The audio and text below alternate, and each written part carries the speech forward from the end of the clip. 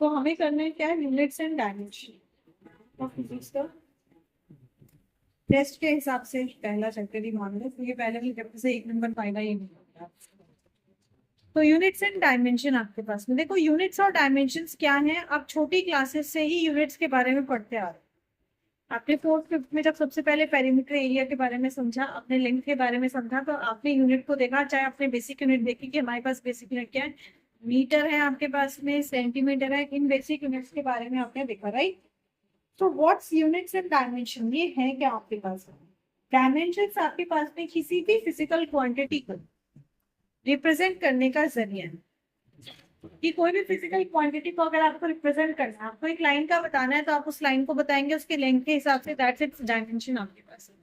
कि आप लेंथ बता रहे हैं, वो उसकी डायमेंशन है। 2D प्लेन है आपके पास में, एक स्क्वायर है, रेक्टेंगल आप बता रहे हैं, उसकी साइड को, लेंथ और ब्रेड्थ को आपके पास में, ये भी क्या है आपके पास, डायमेंशन। हम कहते हैं 2 डायमेंशनल प्लेन, मतलब इसमें 2 डायमेंशन हैं जो इसको डिफाइन कर रहे हैं। इन डायमेंशंस को बताने के लिए हम यूज करते हैं यूनिट्स को। यूनिट्स क्या है आपके पास में, किसी भी क्वांटिटी को फंडामेंटली आप जिस तरीके से एक्सप्रेस कर सकते हैं उसे कहते हैं यूनिट। जैसे आपने पढ़ा हुआ है 7th में आपके पास में आया था कि आप पढ़ते थे साइंस में कि आप प्लांट्स, आप हैंड स्पेन यूज करते हो किसी चीज को मेजर करने के लिए, आप क्यूबिक का यूज करते हो, पर हमने इनको फिर फर्दर क्यों नहीं किया, इनिशियली ऐसी चीजों का इस्तेमाल किया ज्यादा था आपके पास, पर बाद में हमने इनका इस्तेमाल छोड़ दिया। क्यों? क्योंकि सब हैंड स्पेन जो है वो सेम नहीं होता, तो उसको आप यूनिवर्सल नहीं ले सकते, आप उसको यूनिवर्सल नहीं ले सकते, उसमें डिस्प्यूट्स राइज आ सकते हैं आपके पास। तो इसीलिए हमारे पास में एक ऐसा फंडामेंटल सिस्टम आया जिसमें कि हमने सर्टेन यूनिट्स, मतलब मेजरिंग आपके पास में फैक्टर्स को लिया जो कि किसी फिजिकल क्वांटिटी को मेजर करने के लिए यूज किए जाते हैं। So what's a physical quantity, एक फिजिकल क्वांटिटी आपके पास में है क्या, a quantity that can be measured and by which the laws of physics can be described is called physical quantity। आपके पास कोई भी क्वांटिटी जिसको आप मेजर कर सकते हैं, कोई भी क्वांटिटी जिसको आप मेजर कर सकते हैं। अब कितनी हवा आपके पास में यहाँ पे एग्जिस्ट कर रही है उसको मेजर करना is not an easy task आपके पास, एक्यूरेटली कभी भी मेजर नहीं जा सकते आपके पास। पर आप जिस चेयर पे या जिस जगह पे बैठे हैं तो कितनी स्पेस ऑक्यूपाई करिए हम उसको मेजर कर सकते हैं।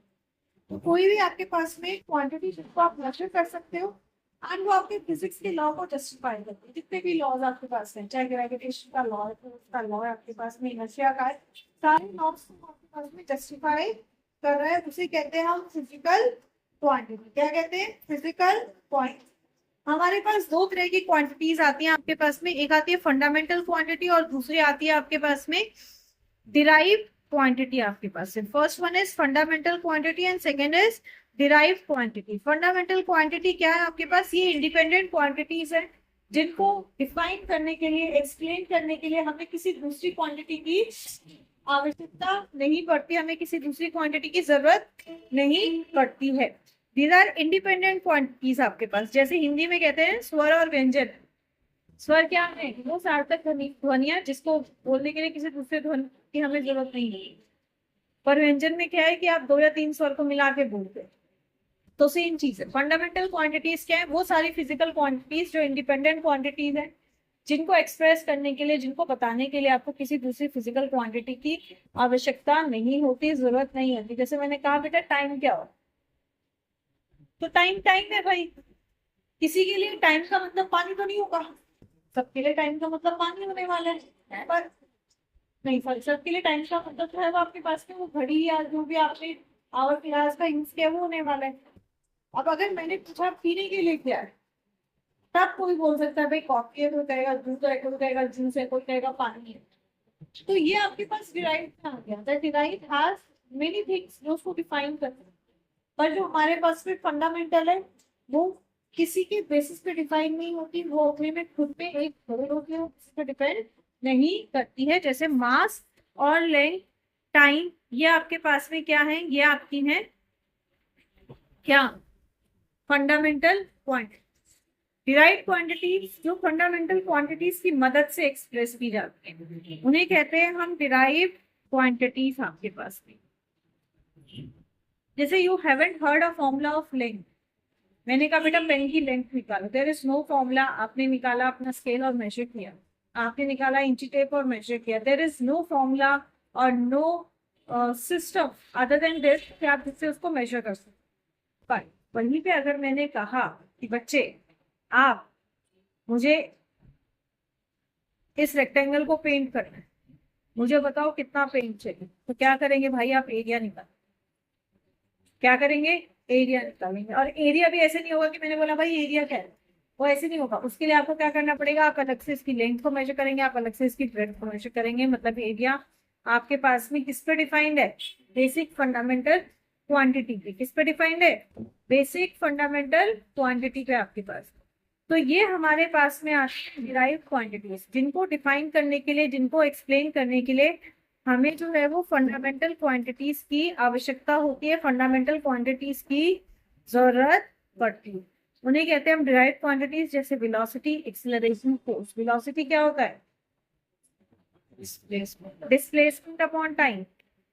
Velocity is displacement upon time. Displacement का मतलब आपके पास में हम लेंथ की बात कर रहे हैं और टाइम, तो लेंथ और टाइम दोनों फंडामेंटल क्वांटिटीज हैं।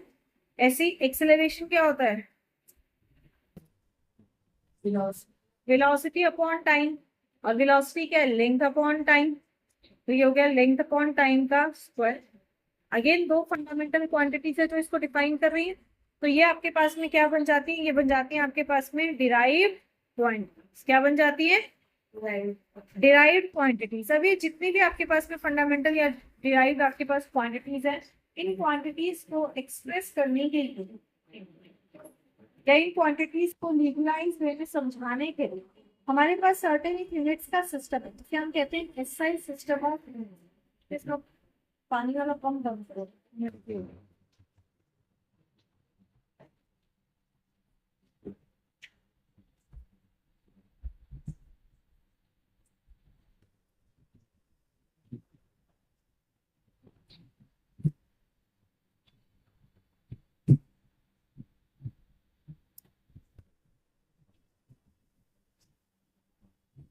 क्या हुआ,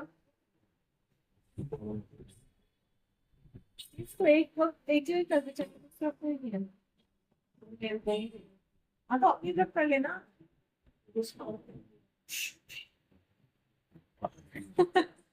अरे फिजिक्स पढ़ रही है, थोड़ी फिजिक्स लगा ले बेटे।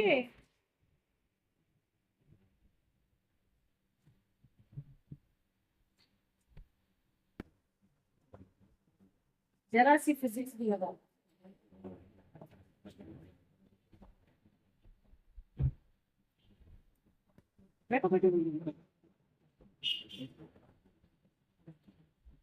तो इसे कहते हैं हम एसआई सिस्टम ऑफ, दूसरे पे रखते हैं आराम से, खाली तो है। क्या है, वो नहीं, जगह खाली है। इसमें क्या बहुत सामान है, दूसरी सब्जेक्ट की बुक्स ही तो होंगी, फिर बुक्स भी तो। So, हमारे पास क्या है, एसआई सिस्टम ऑफ यूनिट्स। आपके पास 7 फंडामेंटल यूनिट्स हैं, आपके पास 2 सप्लीमेंट्री यूनिट्स हैं जिनका हमारे पास में यूज किया जाता है। पहले हम अपने फंडामेंटल की बात करते हैं। लेंथ हमारे पास फंडामेंटल आपके पास में, जिसका आपके पास होता है मीटर मेजरमेंट के लिए। मास का है kilogram, time second, electric current का एम्पियर।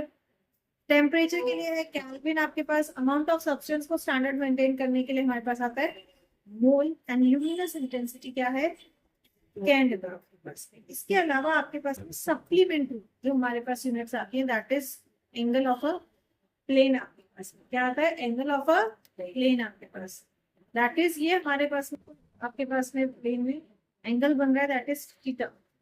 तो इसमें जो स्मॉल चेंज है उसको हम रिप्रेजेंट करते हैं किससे, डी थीटा से। किससे करते हैं, डी थीटा से। और यहाँ थीटा की जो यूनिट होती है दैट इज रेडियन।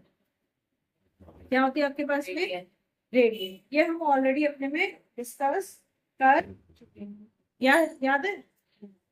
चलिए बहुत अच्छी बात है। सेकंड आता है सॉलिड एंगल आपके पास।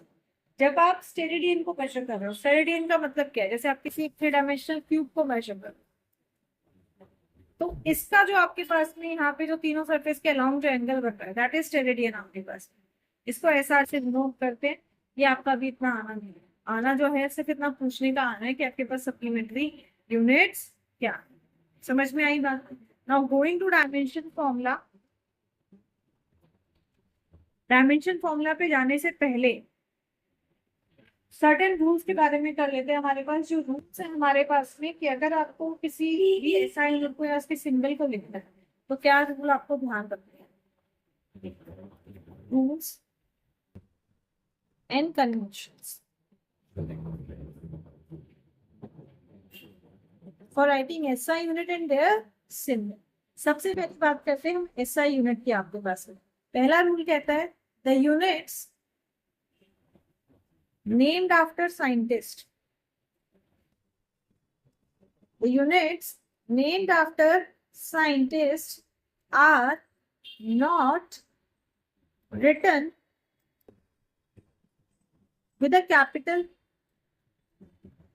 initial letter। अब यहाँ पे समझना इस चीज को, मैं इसलिए लिखवा रही हूँ क्योंकि ये असर्शन में इस तरह का आएगा स्टेटमेंट और आप बोलेंगे स्टेटमेंट गलत है।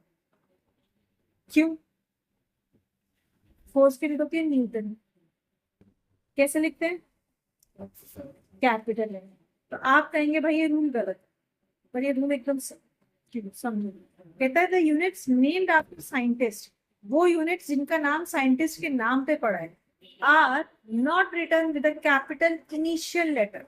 हम सिंबल की बात नहीं कर रहे, हम यूनिट की बात कर। किसकी बात कर रहे हैं? यूनिट की। मतलब अगर आपने लिखा कैपिटल में ऐसे न्यूटन तो ये हो गया गलत। कहता है फोर्स की यूनिट क्या है? न्यूटन। फर्स्ट लेटर आपका इनिशियल लेटर क्या होना चाहिए? स्मॉल होना चाहिए। क्या होना चाहिए आपके पास? स्मॉल होना चाहिए। समझ में आ रही बात? कहता है पावर की यूनिट क्या है? स्मॉल में WAT। अगर आपने इसको लिख दिया कैपिटल तो ये गलत। समझ में आ गई बात? अब आओ सेकेंड रूल पे। सेकेंड रूल क्या कहता है आपके पास? सेकेंड रूल कहता है symbols of units named after scientists are written by a capital letter।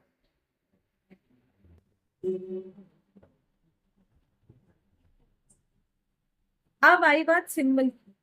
जैसे देखो मीटर का सिंबल लिखा स्मॉल एम, किलोग्राम का सिंबल लिखा स्मॉल KG, सेकेंड्स का लिखा स्मॉल s। क्यों? किसी साइंटिस्ट के नाम पे नहीं लिखे गए। पर जब हम किसी साइंटिस्ट के नाम पे कोई यूनिट है, जैसे न्यूटन है, तो न्यूटन का सिंबल क्या होता है? कैपिटल। वॉट का सिंबल क्या होता है? W। हेनरी का सिंबल क्या होता है? H। फ्रीक्वेंसी का, हर्ट्ज का क्या होता है? H। याद रहेगी बात? सिंबल का इनिशियल कैपिटल, पर अगर आप यूनिट लिख रहे हो तो स्मॉल। स्मॉल आपके पास। समझ में आ रही है बात? तो यहीं से आपके पास थर्ड रूल आ गया कि small letters are used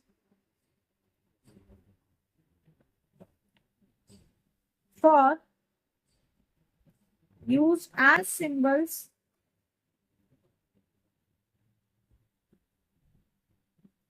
for units not derived from proper name। कहता है अगर आपने कोई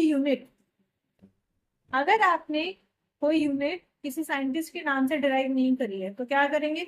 स्मॉल लेटर। जैसे देखो मीटर का क्या था? N। KG का स्मॉल KG, टाइम सेकेंड का स्मॉल s। कैल्विन और एम्पियर देखो साइंटिस्ट के नाम पे, इसलिए कैपिटल ए और कैपिटल के लिखे जाते हैं। समझ में आ गई बात? नेक्स्ट, नो पंक्चुएशन मार्क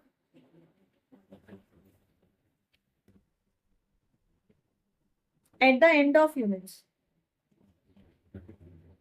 भाई जहां पे आपने कुछ लिखा 50 मीटर, तो वहां ना फुल स्टॉप होगा, ना कॉमा होगा, ना किसी तरह का कोई भी पंक्चुएशन मार्क होगा।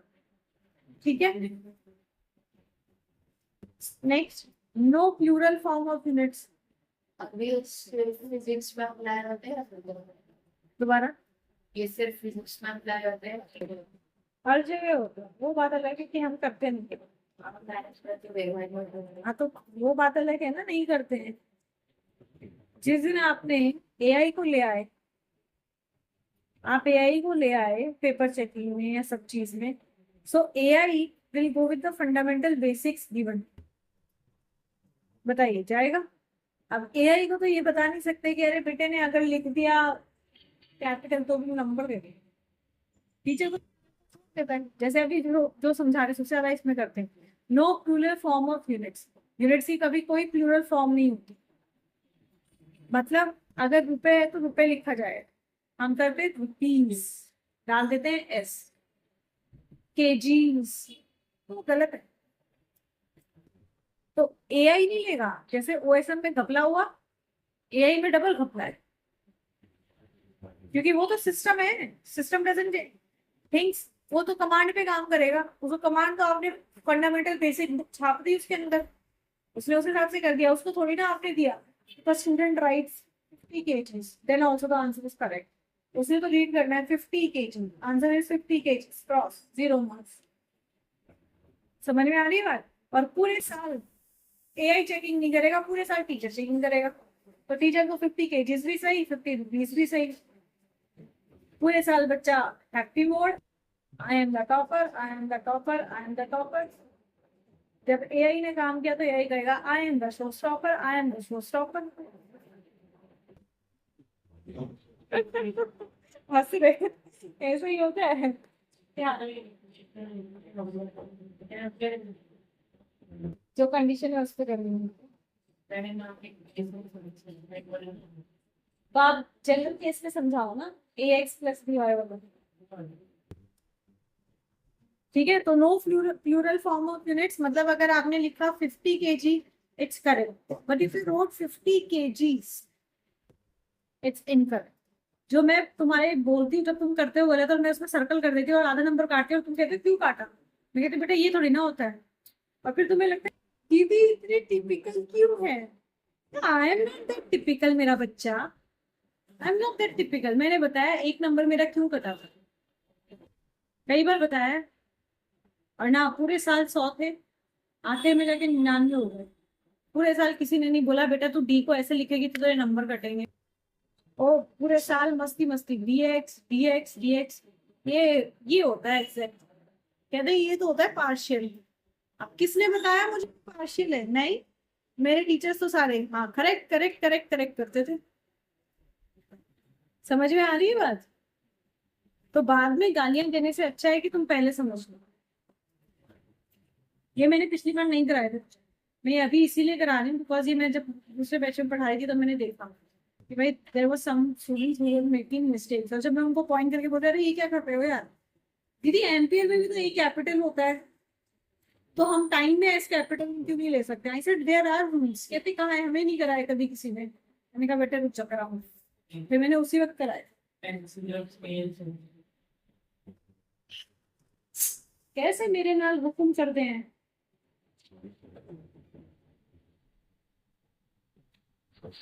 चलो जी अगले, आगे बढ़ो। तो प्लूरल फॉर्म में नहीं होता आपके पास, ये आपको ध्यान रखना है आपके पास। ठीक है, अब एक जो सबसे बड़ी मिस्टेक होती है, आप लिखेंगे 27 डिग्री सेल्सियस। बेटा ये कतई गलत। जब यूनिट लग गई तो there is no degree, answer is 27 Celsius. तो डिग्री नहीं रहा। हाँ, एसआई यूनिट में, मतलब सेल्सियस में आप कैल्विन को लो, एसआई के आप डिग्री नहीं लगाएंगे, आप 27 डिग्री कैल्विन नहीं लिखेंगे, आप क्या लिखेंगे 27 कैल्विन। किसी भी थर्मोमीटर में देखो ना, उसके कवर पे चेक कर लो, अगर उसमें लिखा हुआ है 27 डिग्री तो कैल्विन नहीं लिखा होगा, सेल्सियस से। समझ में आ रही है बात? So degree sine is omitted, degree sine is omitted when expressed in Kelvin। जब आप उसे केल्विन में एक्सप्रेस करोगे तो डिग्री साइन आपके पास में ओमिटेड है। सेम आपके पास में सेल्सियस में भी है, ये मत सोचना कि मैंने केल्विन केल्विन बोला है, सेम आपके पास उसमें भी चलेगा। समझ में आ रही है बात? याद रहेगा?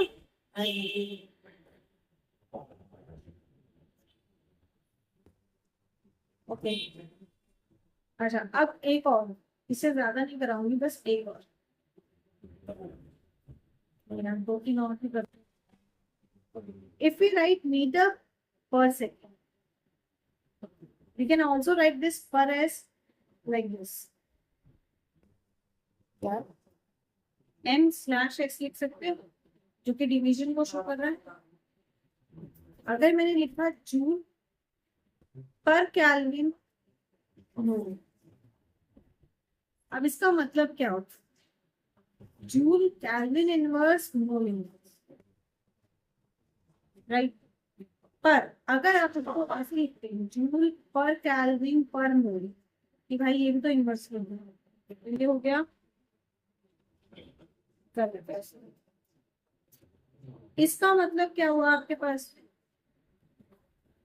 इसका मतलब हुआ आपके पास में that ऊपर आपके पास एनर्जी और नीचे टेम्परेचर और divide. What does this symbolise, joule divided by Kelvin whole divided by, मतलब बदल गया, ये ऊपर जाके मल्टीप्लाई में आ जाएगा, मतलब बदल गया ना आपके पास में।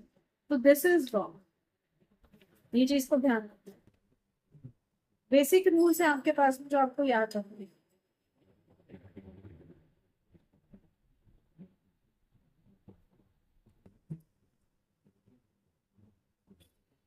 ठीक है। चलिए अब आ जाइए आप डायमेंशंस पहले जो हमारा सिर्फ चालू होता है।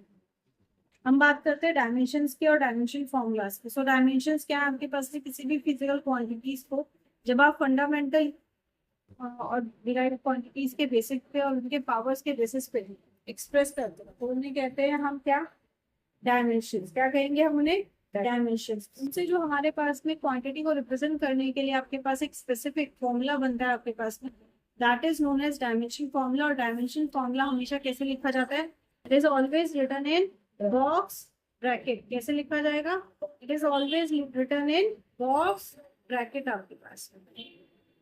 समझो डायमेंशन से ही समझो, इसे डायमेंशन एनालिसिस भी क्या कहा जाता है। जैसे आप देखो वेलोसिटी की बात हो रही है, अगर मैं वेलोसिटी की बात करूँ तो वेलोसिटी इज डिस्प्लेसमेंट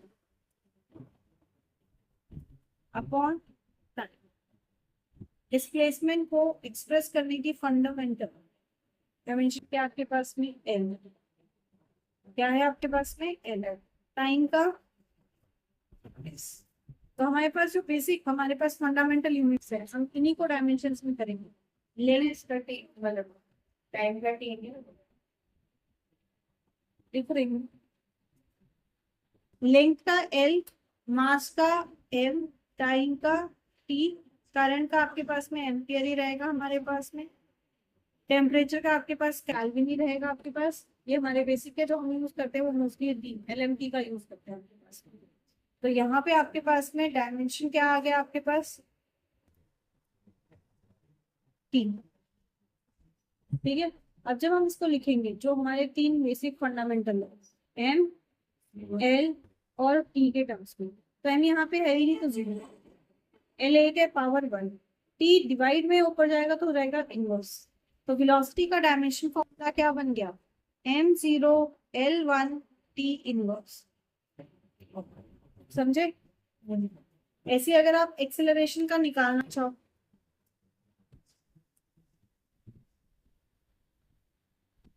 एक्सेलरेशन क्या होता है, वेलोसिटी अपॉन टाइम। क्योंकि अभी मैंने वेलोसिटी निकाला है तो मैं वेलोसिटी का डायरेक्ट लिख दूँ, m0 l1 t -1। यहाँ पे क्या आ गया, अब टी आपके पास, अब टी डिवाइड में ऊपर जाएगा तो आपके पास एक्सपोनेंस का रूल लगता है, माइनस हो जाती है पावर्स, तो -1 और -1 क्या हो जाएगा, -2। तो फॉर्मूला क्या बन गया, m0 l1 t -2। एक्सलेशन का क्या आ गया, m0 l1 t -2। समझ में आई बात, ऐसी मतलब फॉर्मूला पता है तो आप निकाल सकते हैं। फोर्स क्या होता है, मास इनटू एक्सेलरेशन। मास किस में होता है, केजी में। डायमेंशन क्या बनेगी, एम। एक्सेलरेशन की डायमेंशन अभी आई, m0 l1 t -2। क्या करेंगे आप, कुछ नहीं करेंगे, हमारे पास में जो हमारे पास इसी के एक्सपोनेंट्स के रील का यूज करेंगे मल्टीप्लाई में तो m की पावर क्या है, ऐड हो जाएगी। यहाँ पावर आपके पास 1 है, नेक्स्ट में 0 है, तो 1 + 0 = 1। फॉर्मूला क्या बन गया, m1l1t फोर्स का क्या आ गया, m1l1t। समझ में आई बात। अब बात करते हैं वर्क या एनर्जी की। वर्क या एनर्जी का आपके पास सेम ही बनेगा हमारे पास, क्योंकि हम कहते हैं वर्क और एनर्जी आपस में इक्वल है। तो मैं तो क्या लिख सकते हैं, हाफ mv² ले लेती हूँ। 20 इसलिए लिया क्योंकि हमने v जो है वो ऑलरेडी अभी निकाला है। अब हाफ कांस्टेंट है, कांस्टेंट की कोई डायमेंशन नहीं होगी। m की मास की क्या होगी, m v² है आपके पास में, तो v का डायमेंशन क्या था, m0l1t-1। स्क्वायर है तो पूरे का स्क्वायर हो जाएगा। एक्सपोनेंट्स का रूल क्या कहता है, सेम पावर है तो पावर मल्टीप्लाई होती है। एक ही नंबर पे पावर है तो क्या होती है, पावर मल्टीप्लाई। दो पावर है तो पावर मल्टीप्लाई। 0 × 2 = 0, 1 × 2 = 2, और ये आ जाएगा -2। आप कह रहे हो प्लस, बेटा उसमें सीधे +2 देखती पे जब दो पावर होगी वर्ड से निकल, तो ये मुंह से निकलना नहीं चाहिए ना, सोचो पहले देन बोलो। क्या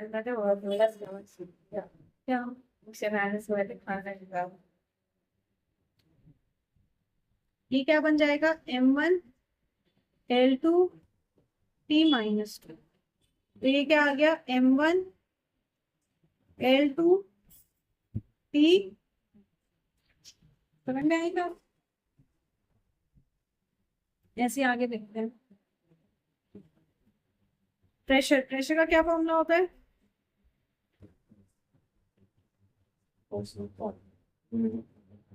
force into displacement. Force upon area. मार खाएगा मेरे साथ फोर्स। बेटे जी फॉर्मूले तो याद करो, कम से कम फॉर्मूले याद नहीं करोगे तो कैसे चलेगा। याद याद है, फोर्स अपॉन एरिया। अब देखो फोर्स निकाला है तो उसको डायरेक्टली पुट कर रही हूँ, वापस नहीं निकाल रही हूँ, पर पेपर में अगर आएगा तो आप डायरेक्ट पुट करेंगे, आप निकालेंगे। ये आया एरिया, मतलब क्या होगा, l² हो जाएगा आपके पास। अब ये लगाएंगे आपके पास ऊपर चला जाएगा, तो ये हो जाएगा m1l-1 और t माइनस। कोई डाउट है, चलो 2 डायमेंशन आप निकाल दो, मैं दे रही हूँ। तो निकाल के दिखाओ, मैं आपको 2 डायमेंशन दे दूँ। एक आप मुझे निकाल के बताएं मोमेंटम। मैं बड़े फॉर्मूले वाले दे नहीं रही हूँ, अपने फॉर्मूले याद कर लेना होगा। मोमेंटम का निकालेंगे, और दूसरा आप निकाल के बताएं मुझे इम्पल्स। फटाफट बताएं मोमेंटम क्या होता है। मोमेंटम होता है mv, very good, mass into velocity. Mass का होगा जी m, वेलोसिटी m की पावर 0, n की पावर 1, t की पावर -1, वेरी गुड, क्या बन जाएगा, m l1 t -1। t-। बहुत बढ़िया। Impulse, force × time. Yes. Force force होता है m1 तेरे फॉर्मूला देखिए, फॉर्मूले याद है, फॉर्मूले का चलो अच्छी बात है। कुछ तो याद मैं तो जो भी पूछू वो याद। क्या बन गया, m1l1 t minus into t, फिर फाइंड आंसर करेगा m1l1 t -1। m1l1 t-1 -2 और प्लस का नाम पे प्लस नहीं हो जाएगा, ठीक है। चलो अब इसी पे आता है principle of homogeneity. No what is principle of homogeneity six. देखो प्रिंसिपल कहता है आपके पास में, a physical equation is dimensionally correct if the dimensions of all the terms on both the sides of the equation are same. कहता है आपके पास में इक्वेशन आपके पास में डायमेंशनली तभी करेक्ट है हमारे पास में, जब दोनों साइड आपके पास में क्या होगा, डायमेंशन आपके पास में करेक्ट होंगे, तभी वो हमारे पास डायमेंशनली करेक्ट है। क्या करिए,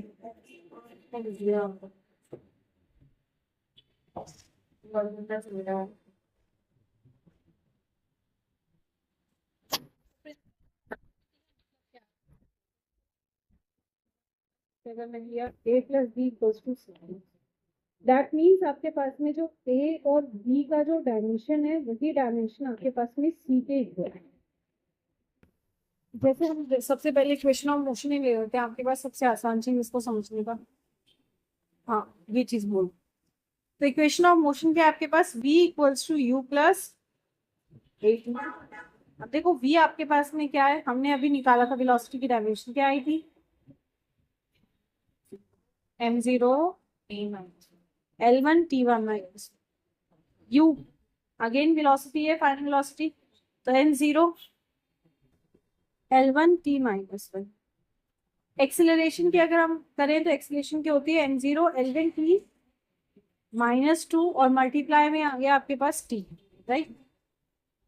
तो LHS को छोड़ो, हम RHS को सिंप्लीफाई करते हैं, ये हो जाता है m0 l1 t माइनस 1। अगर आप इसको सेकेंड टर्म को सिंप्लीफाई करो तो this is -2 and this is 1, -2 + 1 is -1, m0 l1 t minus 1।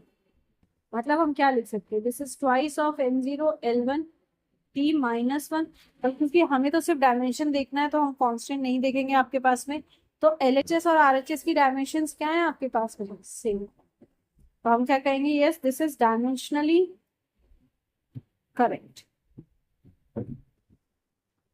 समझ में नहीं बात, this is principle of homogeneity आपके पास में फर्स्ट टाइप ऑफ क्वेश्चन जो हमारे पास में डायमेंशन एनालिसिस में आता है। सबसे पहले टाइप का क्वेश्चन यही आता है आपके पास में कि आपको क्या चेक करना है, आपको चेक करना है taking dimensional correctness of a formula. आपको किसी भी एक फॉर्मूले की डायमेंशनल करेक्टनेस को चेक करना है। जैसे एक अभी मैंने आपको करके दिखाया, एक और बोलो, कोई भी क्वेश्चन और करके बता देती हूँ।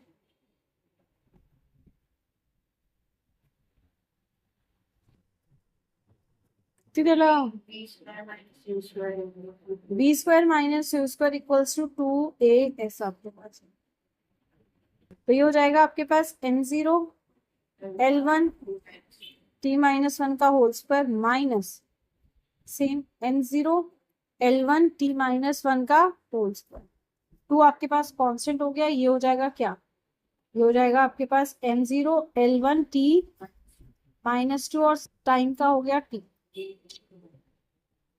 थोड़ी जगह बना के लिखना पड़ेगा, m0 l1 t माइनस 1 का square minus m0 l1 t minus 1 का स्क्वायर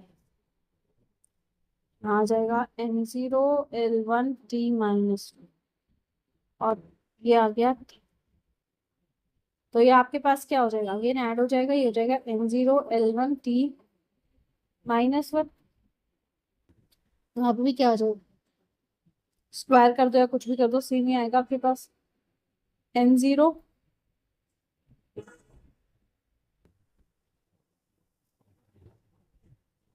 स्क्वायर करके तो ये हो जाएगा m0 l2 t माइनस 2।